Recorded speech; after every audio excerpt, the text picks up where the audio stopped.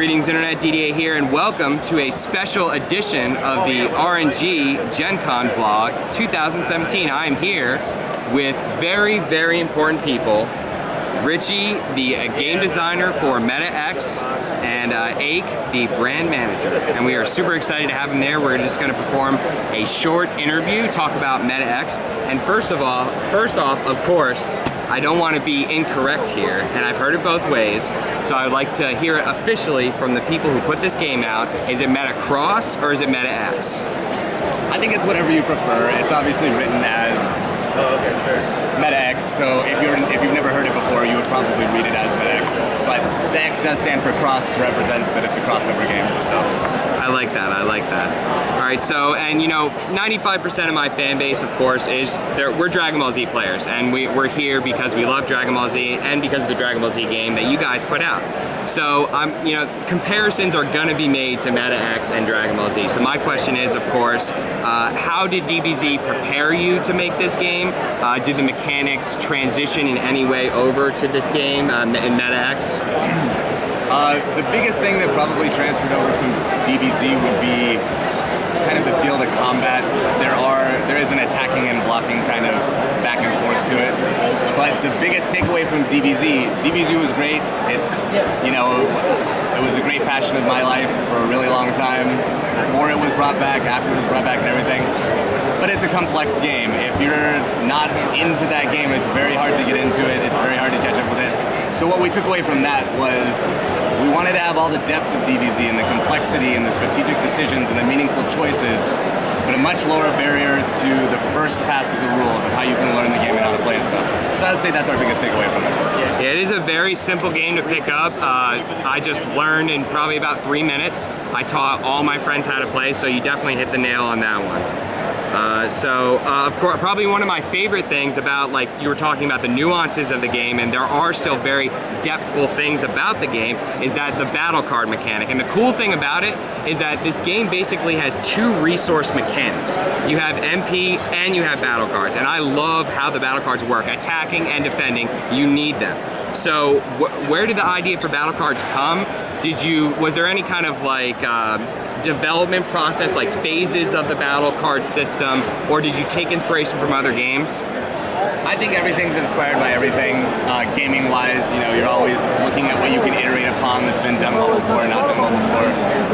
As far as combat in games where you're playing a card that represents a creature or a character or someone to attack, generally speaking in those games, you just need to expend them, right? Or tap them or whatever to get them out into combat.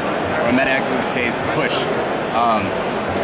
But to have an actual resource tied to it, there's a couple games that do that. One of the big ones was Overpower back in the day, which is probably a pretty obscure card game for most people.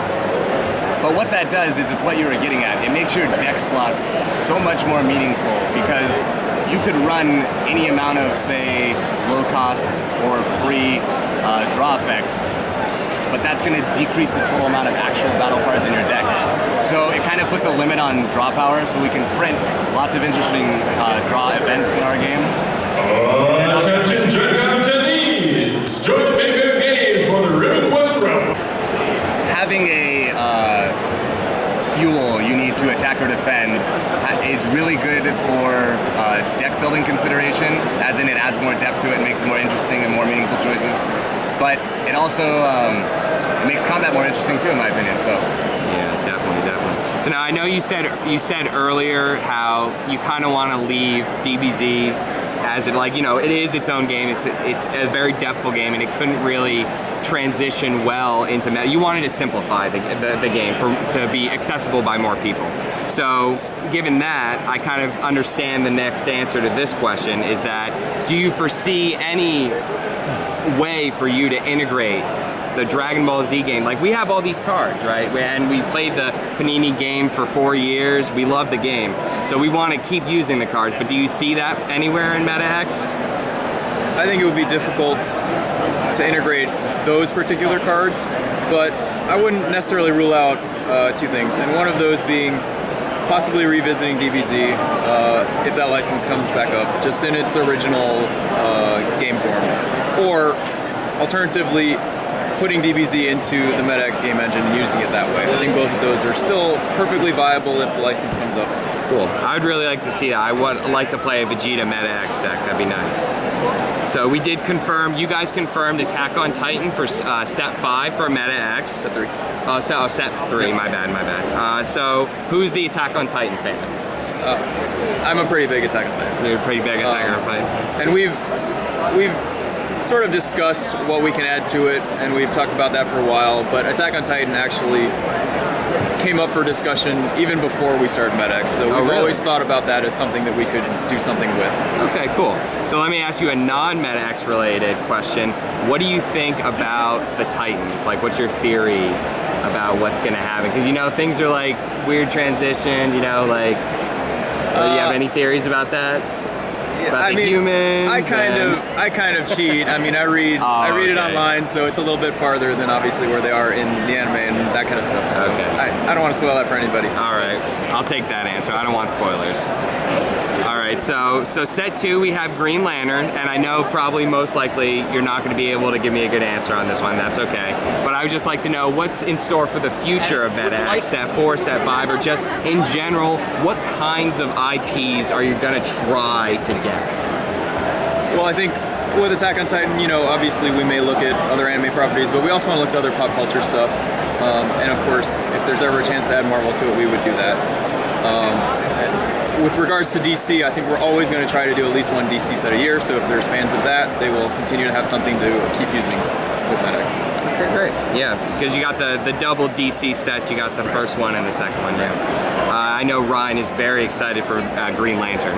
And to just sort of add on to that, too, we're not necessarily tied to only you know, stuff that you've seen from the first set. It's not just the comic book stuff. We also are able to use stuff from the live action movies and that kind of stuff too. Excellent, excellent. All right, so now kind of getting back into the nitty gritty of MetaX.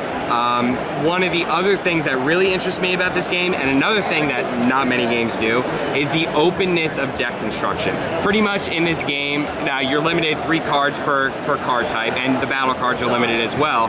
But other than that, villains are not restricted. There are no colors in this game. There are colors on the stats, but the deck construction is very open. So just kind of wrap for me on your philosophy on that, why you chose to build this game that way. Knowing that one of the core principles of the game was going to be that it's a crossover game, a huge emphasis was placed on the characters. Characters generate meta points for you when they come into play. Characters have very strong effects. Characters are required to attack and defend to win the game. So when you're talking about incorporating a lot of different licenses, a lot of different universes, you want the good cards to be the characters, right? Because you like those shows for the characters, for the personalities in them. So as an extension of that, in deck building, it's why restrict it? Keep it wide open, have as many possibilities as possible. It's a crossover game. If you like character X, Y, and Z, toss them together, see what you can combine. So it creates that feel of universes colliding, you know, and attacking together and everything. So I like it. All right, so of course, as 95% of my fan base are Panini players, you know, I just have to say, we love you guys, but we are frustrated because of what happened. Can't forget it. And I just want you two as a group, give me your final word to the Panini players. Why should they pick up MetaX? Why should they trust you? What MetaX is going to be here for years to come. Just give me your final word to the Panini players. I mean, aside from having up to set 3 already announced, with, you know, set 1 recently launching, to your point about players being angry in the past or whatever, one of the nice things about this engine is that it's not tied to a single license, and licenses being what they are, some things are out of your control though sometimes, but the game doesn't have an expiration date. We're not going to run out of episodes of whatever show, we're not going to run out of news stories from whatever. We can incorporate a new IP. Gameplay wise, if you liked our version of DBZ in any form, it's the same people working on it now. I would urge you to check it out. It's very simple to pick up. And if you like DBZ, I think you would like this game too. Any final words, Jake? I mean, I think that was well said. I do want to thank all the DBZ fans out there, all the people that played that, for participating in that, and hopefully you'll give it a try and see if you like MetaX.